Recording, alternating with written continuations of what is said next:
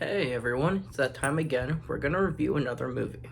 And I was wondering what to do for this one. This is the 160th video, so we're not close to 200, but we're getting there. And I thought, it's another milestone. May not be a memorable milestone, but it's another milestone. And I wanted just something a little different, something more pleasant. I've been reviewing horror movies lately, so I thought just take a good Disney movie from a beloved character. Oh, look, Pooh Bear. Winnie the Pooh is a beloved character. He's nice, friendly, cuddly, and just look at that face.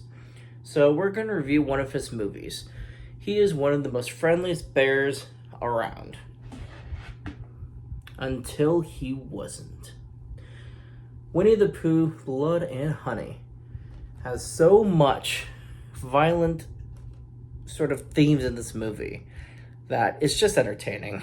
And the fact that he is a Disney character but now has a very violent portrayal is just an intriguing concept that alone made me want to see it. Now, I have not heard anything good about this. I've heard nothing good about it, but here's the thing. If I heard about it and went to the theater for one of the select screenings and saw this movie, I would probably be pretty disappointed. But because I was one of those people that waited a while to see it, long after it had come out, and I already know everything, I know a lot about it, I know it's bad. Because I know it's bad, it made it entertaining.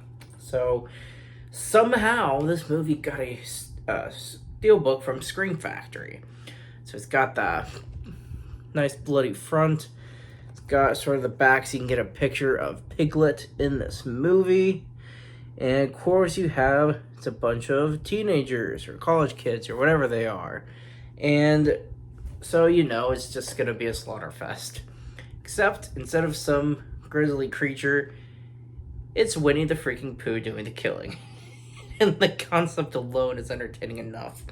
So in this movie, Christopher Robin has to go away to college. He leaves his friends behind. These friends don't know what to do with Christopher Robin. They end up so starved for food, poor Eeyore is sacrificed. They have to eat Eeyore to survive. And this demented act, so heinous, so violent, this turns them insane. As if they weren't already, eating their friend. But now they're insane. So now Winnie the Pooh and Piglet are out for revenge, killing anyone who comes into the 100-acre woods. They're also waiting around for Christopher Robin. They hold a grudge and they want revenge. So Christopher Robin takes his fiancée. They go out into the woods.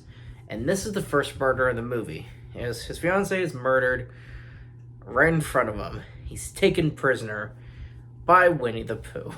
And I just can't help but laugh through the movie because of just how ridiculous it sounds. But it's these concepts alone, especially in the horror genre, that brings people back for movies one after another. That's why I'm interested in Winnie the Pooh, Blood and Honey 2. That's why I'm interested in the Poohniverse as a whole, as they make movies for The Little Mermaid, for Bambi. There's a trailer for Bambi the Reckoning. It's just, I don't know how this started, but I'm for it. It's entertaining, it's edgy, it's different. You definitely won't look at Winnie the Pooh the same way again.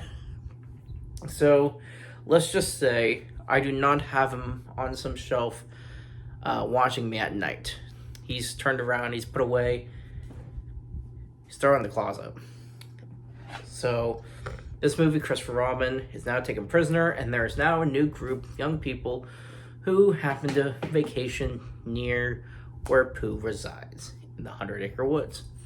And so this movie is definitely a slasher. And as the classic horror tropes go, one is picked off, each character one by one for a climactic showdown with the final couple characters. The interesting thing is, there really is no happy ending. One of the final two characters ends up getting murdered right in front of Christopher Robin. As Winnie the Pooh, he comes back. They try to make you think that he's going to be finished off for good, but he's coming back. There's a second movie. And what's interesting is they this movie has the audacity to actually kill Piglet pretty violently. Piglet is deceased in the current timeline, as far as the first movie is concerned, by the end of it, in Winnie the Pooh, Blood and Honey. So if this concept isn't ridiculous enough, or maybe it's just too violent for a beloved character, it's not for you, be that as it may, I found this entertaining on some level. Is this a great movie? No. Am I going to recommend this to people who want serious, great action movies? No.